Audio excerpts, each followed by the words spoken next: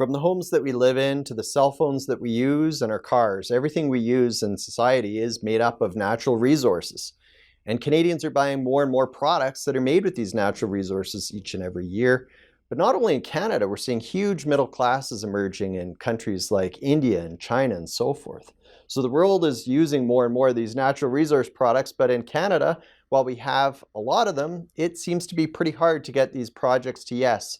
New mines, new oil and gas projects, and new forestry developments and so forth. Today we're going to be talking about this problem, and we're going to be chatting with Renaud Brossard. He's the Director of Communications with the Montreal Economic Institute. Renaud, thanks for joining me today. Why don't we start off with the big picture? Is this a big problem from where you sit?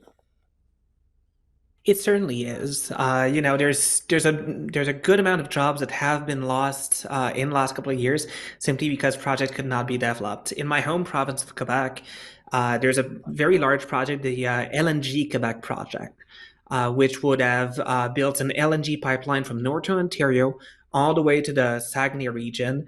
It would have been the largest private investment project in the province's history. We're talking $14 billion, would have helped Western Canadian natural gas get to tidewater so it could be exported to Europe. Well, despite having a significant amount of the public in favor of this project, the project was canned a couple of years ago by the economy minister of all people. So it is certainly a Mhm. large problem. And, I'm talking about this in Quebec, but the folks in Alberta are all too familiar with this, folks in Saskatchewan as well. It really is a nationwide problem. Mhm. And it goes well beyond oil and gas, doesn't it? Like you mentioned the one in Quebec. There's Energy East Pipeline Project. I believe that was a $17 billion project canceled. Keystone was canceled, another major pipeline project. Northern Gateway canceled. Trans Mountain's going ahead in British Columbia, but that only is occurring because the government bought the project to get it moving forward because investors had no confidence that that would move ahead. The Tech Frontier mine in Alberta, $55 billion project canceled. Beyond that, though, we're seeing things in mining too. The Ring of Fire area in Northern Ontario, huge opportunity for mining, but it doesn't seem like it's getting off the ground. This goes beyond oil and gas, though, doesn't it? You're absolutely right, and I know in Quebec right now we're sort of gearing for a fight because increasingly we're lacking electricity to meet all the demand for Hmm. industrial development project and the progressive electrification of means of transportation. And the minister is hoping to essentially double Hydro-Quebec's output by 2050, and already there's been a Hmm. significant opposition that's been building on the environmental side against any new dams, against a lot of new power projects. And they always come up with the same narrative. All we need to do is lower our consumption.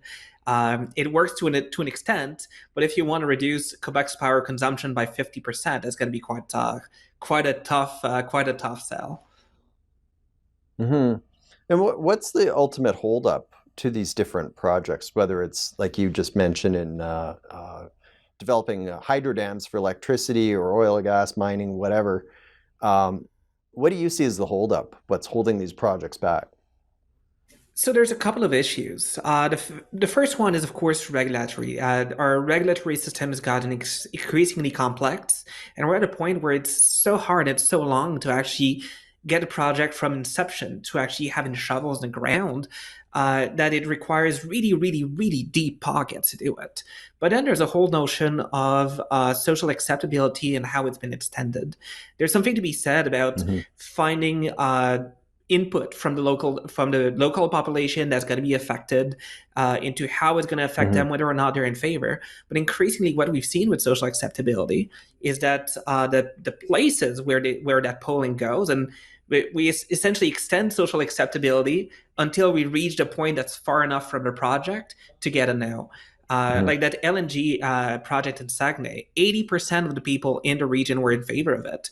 But if you were to listen to the Hmm. public consultation that happened, they extended this all the way to Montreal, which was about 1,000 kilometers away from where this was going to be, and then people were a little bit less in favor of it. So it's about really finding that right balance, where we actually pull the people that are going to be affected and probably don't care as much as people on people that are really far away from it.